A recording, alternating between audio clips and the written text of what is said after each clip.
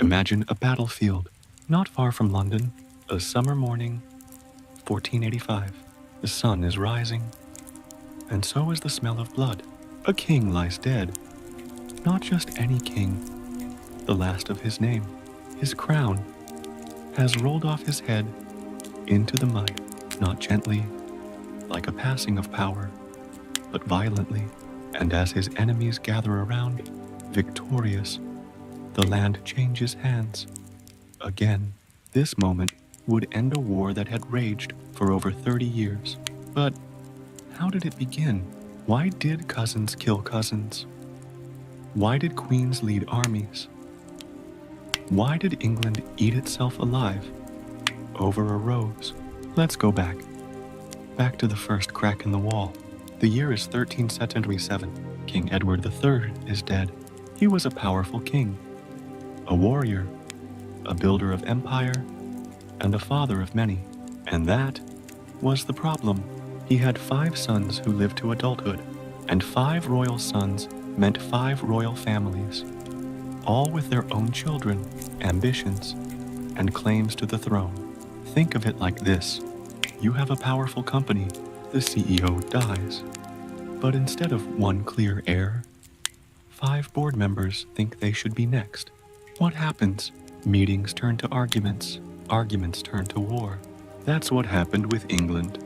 The Plantagenet family tree didn't grow straight. It split and twisted and tangled. And out of this twisted tree came 2 deadly branches, the House of Lancaster and the House of York. These 2 houses were cousins. They smiled in public, married into each other's families, attended the same churches, the same coronations, the same funerals, but under the surface, there was silence, tension, like air before a storm. The House of Lancaster, marked by the red rose, claimed descent through John of Gaunt, Edward III's 3rd son. The House of York, symbolized by the white rose, descended from Lionel of Antwerp, Edward III's 2nd son. And here lies the spark. If Lionel was older, shouldn't his descendants have had the better claim? That question, technical, confusing, buried in royal paperwork, would later become the reason thousands would die. But it didn't start with a war. It started with a theft. In 1399, something happened that shocked the kingdom. King Richard II, the grandson of Edward III, was overthrown by his own cousin. That cousin was Henry Bolingbroke. He wasn't next in line, but he was strong, popular, armed, so he did the unthinkable. He took the crown by force. He became Henry IV, and from that moment on, no king's seat was safe. You see, before this, kings were believed to rule by divine right. God chose them, but Henry IV changed the game. He proved a man with power could rewrite the rules, and everyone was watching, especially the House of York. Henry IV ruled with paranoia, rebellions, plots, conspiracies. He faced them all. His son, Henry V, inherited the throne in 1413, and for a while, everything changed. Henry Thameb was a war hero. At the Battle of Agincourt, he led the English to one of their greatest victories. It was muddy, it was raining, but English archers, with longbows like wooden machine guns, ripped through French armor like paper. Henry Thameb became a legend, but legends don't live forever. In 1422, he died suddenly, age 35. His son, Henry VI, was just a baby, 9 months old, and England was now ruled by a crib. Henry VI grew up kind, quiet, deeply religious, but he was not a leader. Think of him like a soft poet, thrown into a world of knives. He hated war, hated politics, hated confrontation, and in a world of ambitious lords and hungry barons, that was dangerous. As he got older, things got worse. Taxes rose, crops failed, nobles fought over land. The government, run by greedy favorites and corrupt courtiers, lost control. Then came Calais, the last English stronghold in France. Lost. Then came rumors. Henry was not just weak, he was unwell. In 1453, Henry VI suffered a mental collapse. For over a year, he said nothing, didn't recognize people, didn't react, didn't rule. The court fell into chaos. There was no king, and when the king disappears, someone always steps forward. That man was Richard, Duke of York, a brilliant general, a respected noble, and a man who believed deeply that the throne was his by right. Remember, Richard was descended from Edward III's second son, while the Lancasters, Henry VI's line, came from the third son. Technically, Richard had the stronger bloodline, and now the king was broken, the country leaderless. So Richard made his move. He didn't claim the throne, not yet. He simply asked to be made protector of the realm. While Henry was unwell, Parliament agreed. Richard was now England's ruler in all but name, but not everyone was happy, especially not Queen Margaret of Anjou, Henry VI's wife. Margaret was no ordinary queen. She was fierce, intelligent, political, and she was a mother. Her son, Edward, was the heir, and she feared, rightly, that Richard would try to take the crown for himself. So while Richard ruled with a calm hand, Margaret began gathering allies, nobles, mercenaries. The court split, one half with York, one half with Lancaster. It was a powder keg. In May 1455, the powder keg exploded. At St. Albans, Yorkist and Lancastrian forces clashed. It was not a massive battle, more a street fight, but it was the first time Englishmen had killed Englishmen for the crown in this war. Lancastrian leaders were slain. Henry VI was captured, again unable to resist. Richard, once again, was made protector, but this time, Queen Margaret would not forgive. The blood had been spilled. The roses had drawn swords. What began as a political argument was now a civil war, and it wouldn't be settled in courtrooms or councils. It would be settled on battlefields, in ditches, in towers, in whispers, and as families chose sides, red or white, no one could remain neutral, not even the common folk. A boy king will rise, only to fall. A queen will raise armies, while a noble becomes a kingmaker. But in the shadows, betrayal waits. Sleep well, if you can. He stares into space. The room is silent. The king does not speak. He does not move. He doesn't flinch when courtiers call his name. He doesn't blink when his wife enters the room, trembling. The child inside her womb has kicked, but the father doesn't notice.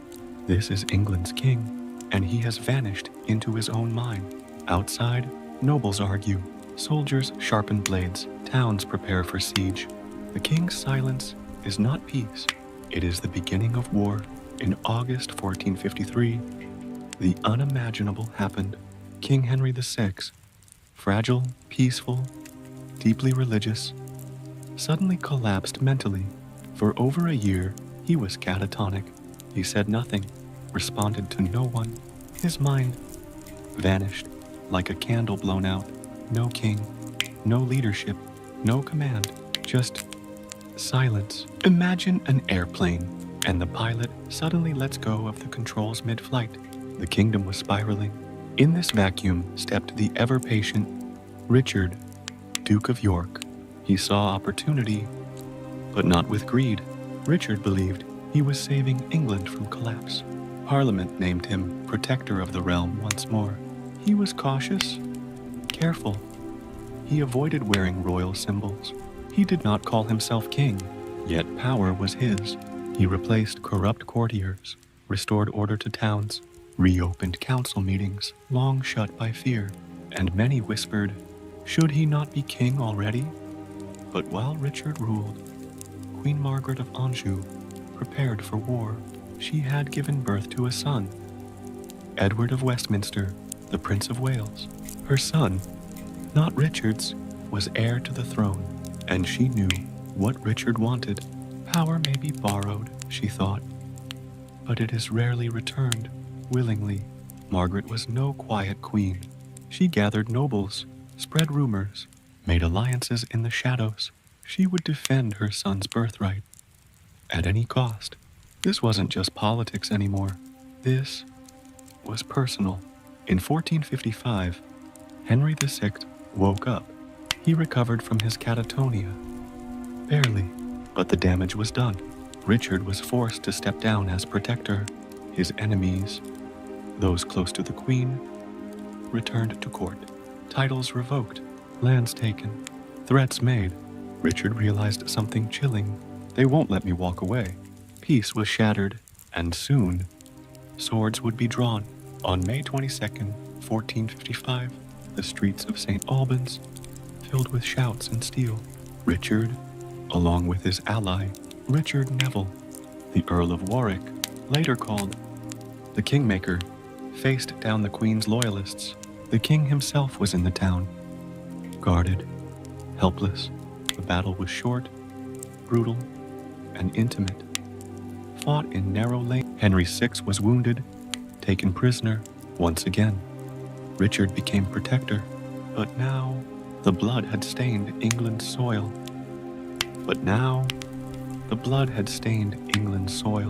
A cycle had begun. There would be no more turning back. With Margaret in retreat, the House of York grew stronger. Richard allied with powerful nobles. Warwick the Kingmaker, brilliant and unpredictable. His own son, Edward, Earl of March, young, tall, bold. Together, they were no longer just defenders of order. They were contenders for the throne. England began to split. In the north, the Lancasters, under Margaret.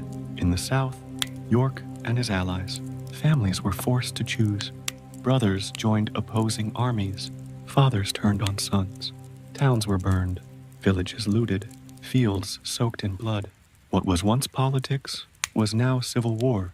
But Margaret was not finished. In 1459, she launched a counter-strike. At the Battle of Ludford Bridge, York's army broke ranks. He fled to Ireland. Warwick escaped to Calais. The Queen was back in power. She called a parliament at Coventry, where she condemned York as a traitor. His lands seized. His allies executed. His name tainted. But Margaret made a mistake. She left the people starving, and she left Warwick alive. In 1460, Warwick and York's son Edward returned with a fury. Their army struck Northampton, capturing King Henry VI again.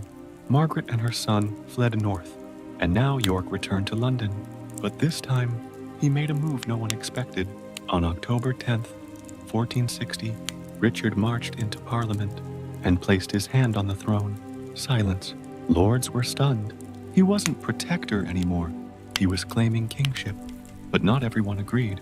After debate, a compromise was reached. Richard would not depose Henry VI, but he would become heir to the throne, disinheriting Henry's son, Prince Edward. It was a peaceful answer to a bloody problem, but Margaret would never accept it. In December 1460, as winter fell, Queen Margaret gathered her northern allies and struck back. Richard of York rode north to meet her, and at Wakefield, he met his end.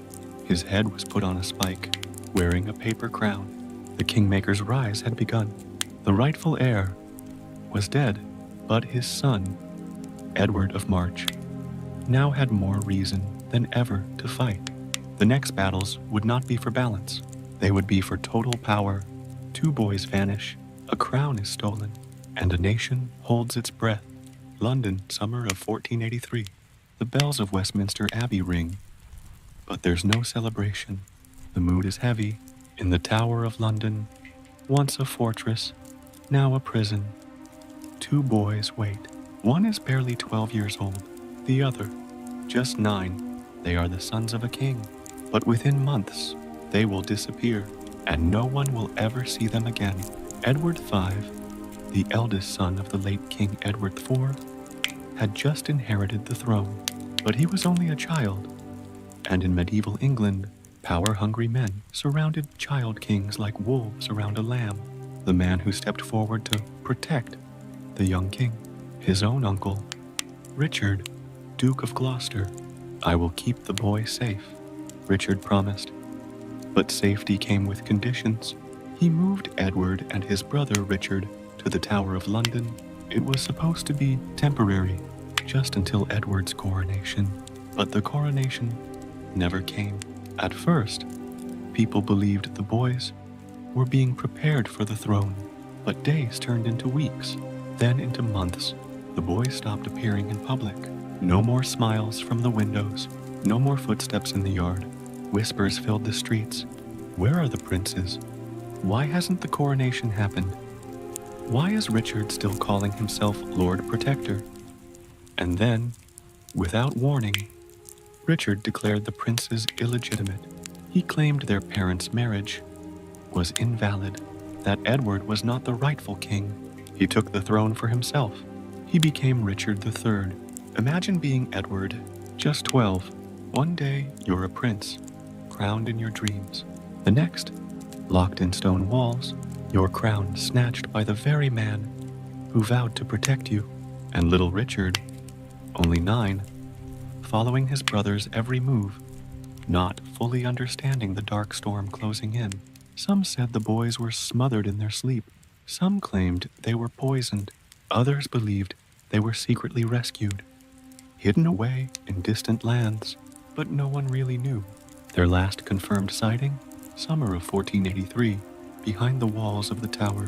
After that, silence.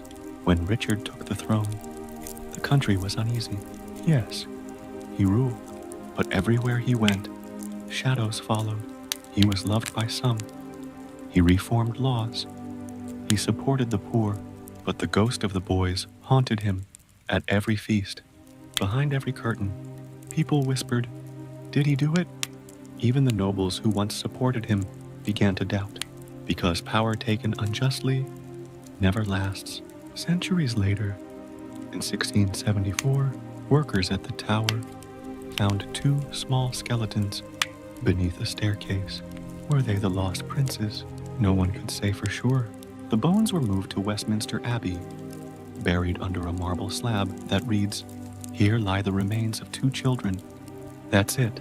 No names, no justice. So, who killed the princes? Richard III is the most accused. He had the motive. He wanted the crown, and the boys vanished under his watch. But some argue Henry Tudor, who would later become Henry VII, had just as much to gain.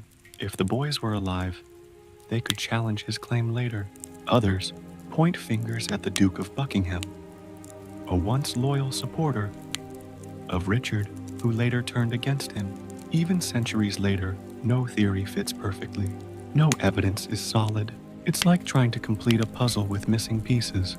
But one thing is certain. 2 innocent lives vanished, and a crown was born of silence. The story of the princes in the tower isn't just a mystery. It's a reminder, in the Game of Thrones, truth is fragile, and the price of power is often paid in blood. Richard III would only rule for 2 years, but in that short time, guilt, suspicion, and betrayal would eat away at the crown he fought so hard to wear. And then, on a muddy battlefield at Bosworth, a new king would rise, and the Wars of the Roses would reach their dramatic, bloody end. August 22nd, 1485. The storm is coming, but it's not in the sky. It's in the hearts of 2 men, both born of blood and ambition. One, a king desperate to hold on to his crumbling crown. The other, an exile with nothing to lose. This is the final breath of the Plantagenets and the first heartbeat of the Tudors. Richard III sits on a throne that wobbles beneath him, not from wood or craft, but from ghosts, the ghosts of his nephews, Edward and Richard, the princes in the tower. The whispers won't stop. Did Richard kill them? Some say yes, some say no, but everyone agrees. Power has a price. He has ruled for just 2 years, but each night he sleeps like a man lying next to a sword. The nobility is divided, loyalty is fragile, and in the distance, a sail cuts through the channel. Henry Tudor is coming. Henry Tudor, a name barely whispered in court for years. A boy raised in exile, far away in Brittany, under the care of foreign kings. He doesn't even know what England smells like, but he knows this. His claim, though thin, is strong enough. His cause, just believable enough. And most of all, the people are tired. Tired of betrayal, tired of shifting alliances, tired of blood running like rivers in their streets. Henry has one weapon more powerful than an army: hope. It's early morning. Mist curls low over the ground at Bosworth. Richard rides out with confidence, an army at his back, banners high. But there's a sickness in the ranks. Some nobles are lukewarm, some are waiting, watching, choosing a side with their eyes instead of their swords. Henry's forces are outnumbered, but battle is not just about numbers. It's about momentum, about belief, and Henry has one secret card to play: Lord Stanley. The Stanleys are powerful, and they've promised Richard their support, but they are also Henry's step-family. So when the battle begins, all eyes are on Stanley. Which way will he go? As the sun breaks through the clouds, Richard sees his chance.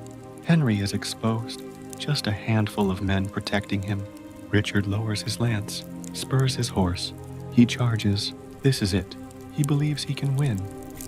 Not just the battle, but the war, with this one stroke. And then, Lord Stanley makes his move. Stanley's men descend like thunder. Richard is surrounded. He fights. They say he killed a standard-bearer with his own hands. They say he cried, "Treason, treason," but no one came. He died like a king, but he died. Richard's body is dragged from the battlefield, thrown over a horse like luggage, buried in a plain grave with no honor. For 500 years, no one knew where he lay. It wasn't until 2012, under a parking lot in Leicester, that he was found. His spine curved, skull cracked, and yet, in that shallow grave, a chapter of English history finally closed. Henry Tudor is crowned King Henry VII.